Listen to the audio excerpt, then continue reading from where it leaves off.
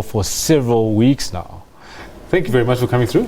Thank you so much, Kendall, for having me. So now, how many learners wrote Matric exams last year?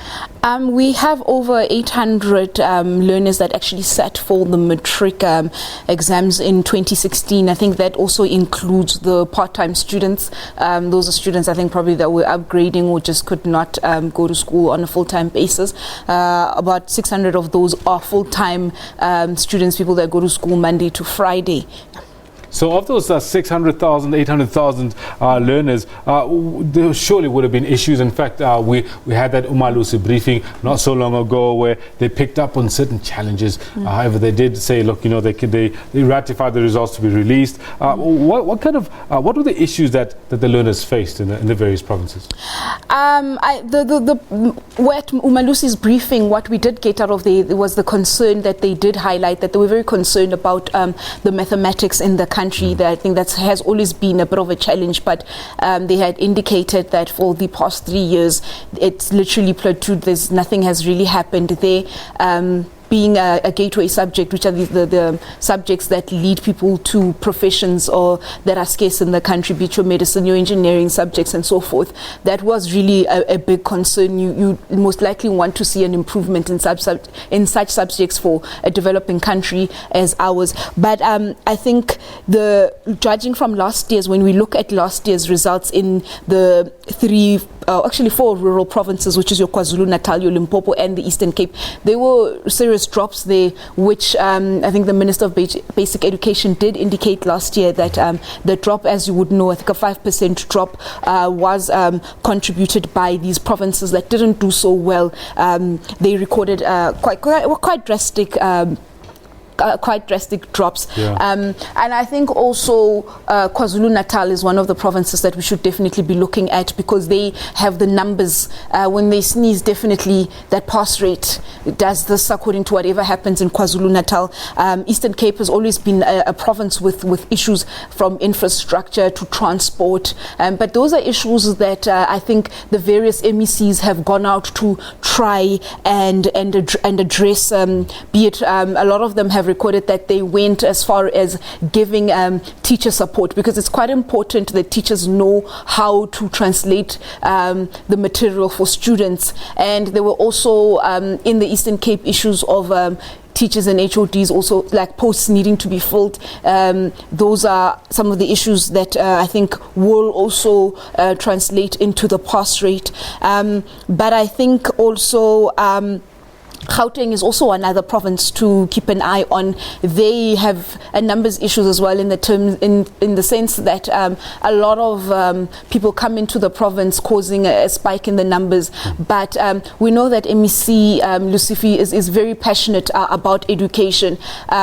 They also introduced they invested a lot of money in the paperless classroom. I'm sure you'd remember that. Absolutely. Students in Gauteng, he had gone as far as to say a tablet per student in the province, and that was an issue that he championed quite well. And they also went into the extra classes with their SIP programs to ensure that matriculants were given the extra support outside of classrooms. They've also seen an investment in their teacher training as well. But I think also another issue that I remember him mentioning last year when he announced his results was that Johannesburg South as a district, this is Soweto, I think a big contributor to that district, was a district he was very concerned about in terms of their performance. I think their performance wasn't really up to par. That's another district that we would most likely need to keep an eye on and see what the improvements have been there. And also we must remember that they also came second after the Western Cape. Yes. But we need to keep in mind that Gauteng, like I said, has the numbers, whereas Western Cape is not as big in terms of the numbers, but they're still hot on the heels of the Western Cape. And 70% of Gauteng schools are based in the township. So it will be really great to see that if there is an improvement, how does that translate into the improvement from township schools? It will be very interesting to see how that one tablet per student drive that Panya's Lusufi championed comes out. I mean, with what happens with the results. And obviously it is too early because we don't know what the results will be, but surely sometime next week we should be able to look at that. Hey, We should be able to look at it as soon as tomorrow, tomorrow being Thursday, because tonight Minister of Basic Education, Ms. Machaka, will be making the official announcements that will also give us a breakdown of the provinces. But I think the details of what happened per province will definitely be made known tomorrow. But I think once the whole hype has died down, next week we'll be able to take those results and actually inspect them at a closer look. But back to your question on the paperless education, I think really, as the MEC had said, was that he was hoping that this will minimize issues of students having to go and hunt frogs, for example, when needing to dissect such. So we'll see how that has actually, all those millions that were pumped into such a project will actually pay off and translate into results, because I think that's what's most important. But I think overall, what's most important is, yes, it's great to see students passing and to see the pass rate, but students should be able to go on and study further with that. So the quality of pass is equally important. To come out with a 40% but not have any institution that's able to take you out, it sort of brings us back to square one.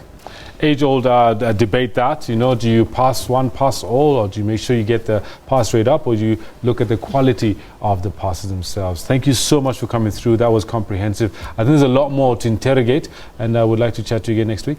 Thank you so much. They have it, Mahlako Komane from the SABC, helping us at least preview what we can expect tonight when the Matrics